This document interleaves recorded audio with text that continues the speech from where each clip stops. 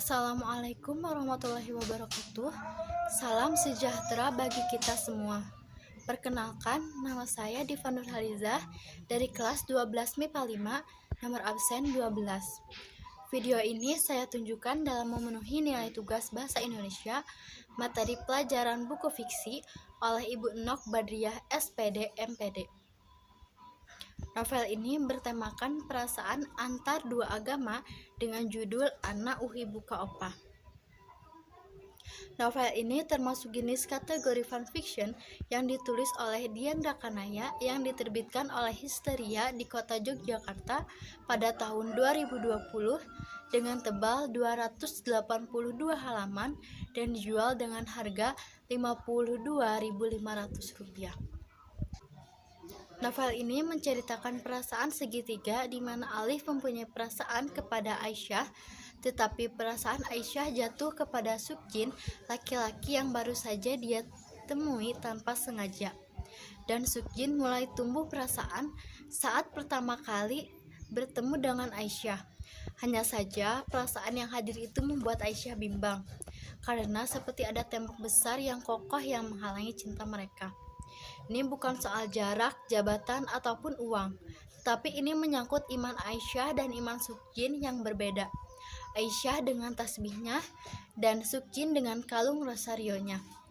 Karena keyakinan dan cintanya kepada Aisyah, Sukjin memutuskan untuk membaca 2 kalimat syahadat.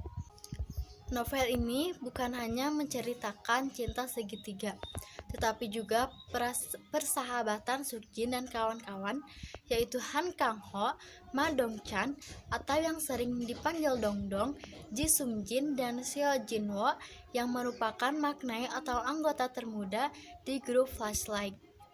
Mereka membentuk boyband yang di bawah agensi Dendara Entertainment. Tetapi walaupun Sukjin ini seorang leader dari anggota boybandnya, tidak ada yang tahu tentang masalah yang terjadi di kehidupannya, karena Sukjin tidak mau membuat cemas anggotanya sehingga dia tidak menceritakan masalah-masalah yang terjadi di kehidupannya.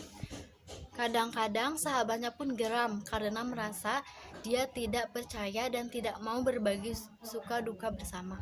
Kelebihan dari buku ini yaitu ada penyisipan catatan kaki untuk menjelaskan kosakata bahasa asing yang memudahkan pembaca memahami isi cerita dan menambah pengetahuan bahasa Korea yang umum atau yang sering digunakan sehari-hari. Dalam novel ini juga terdapat kutipan hadis yang dapat menambah ilmu agama. Adapun kelemahan dari novel ini yaitu ada kosakata asing yang muncul seperti bahasa Inggris di beberapa percakapan yang tidak terdapat catatan kaki. Dan jika ada kosakata Korea yang sama muncul lagi, kita harus membuka halaman sebelumnya yang terdapat kosakata yang sama untuk mengetahui catatan kakinya. Jadi di novel ini ada tiga bahasa, yaitu bahasa Indonesia, bahasa Inggris, dan bahasa Korea. Alur yang terjadi pada novel ini yaitu campuran, tetapi hanya sepintas saja di awal cerita menceritakan alur mundur. Gaya bahasa yang digunakan yaitu majas dipersonifikasi, majas simile, dan majas hiperbola. Akhir kata dari amanat novel ini yaitu ketika perasaan itu terhalang, yakinlah dan berdoalah bahwa Allah mempunyai berbagai cara untuk menyatukan, dan ketika kita mempunyai impian atau keinginan, kejarlah dan wujudkan hal itu.